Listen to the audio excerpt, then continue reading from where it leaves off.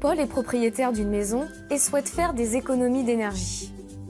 Il a cherché et contacté diverses entreprises qui lui proposaient plusieurs sortes de travaux différents. Le chauffagiste remplaçait la chaudière, le menuisier remplaçait ses fenêtres, l'artisan du coin lui proposait de renouveler son isolation. Paul était perdu. Il est finalement rentré en contact suite au remplissage d'un formulaire avec Environnement de France, acteur majeur des économies d'énergie depuis 2008. Un téléconseiller l'a rappelé pour compléter les informations liées à son profil et sa maison. Ils ont donc convenu d'un rendez-vous avec un technicien conseil RGE pour la semaine suivante. Première partie, le premier rendez-vous. Paul reçoit Georges, le technicien conseil, à son domicile. Celui-ci lui remet son code d'identification unique qui lui avait été communiqué au préalable. Georges a pour mission d'aider les particuliers à réduire leur consommation énergétique et à améliorer le confort de l'habitat.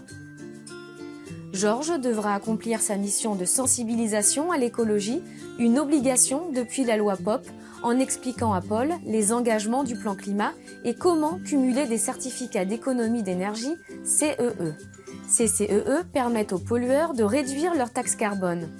Georges fait alors une étude et des relevés de l'état actuel de l'habitation.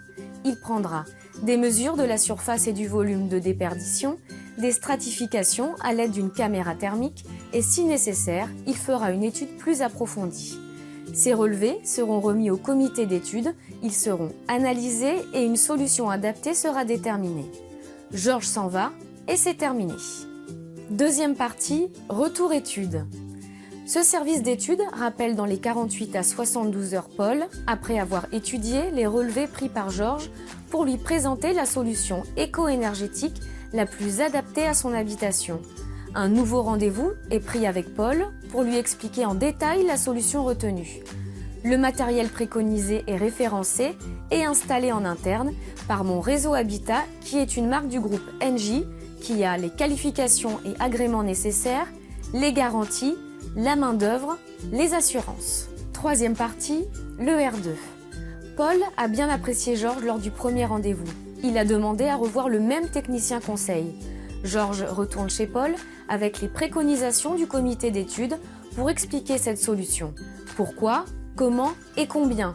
Il reprend les différentes étapes du dispositif avant de constituer son dossier.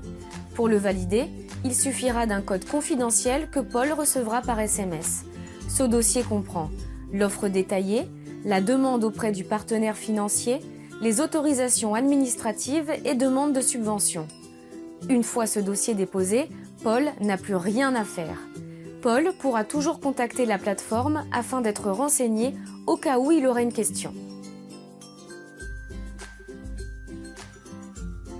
Quatrième étape, visite contrôle technique et aide. Avant l'installation, un expert indépendant est mandaté au domicile de Paul et est chargé de contrôler le matériel préconisé, la faisabilité technique, les économies, les aides et subventions. L'expert refuse ou accepte le projet. S'il accepte, l'expert transmettra le cahier des charges au service technique. Cinquième étape, travaux. Félicitations, le jour J est arrivé.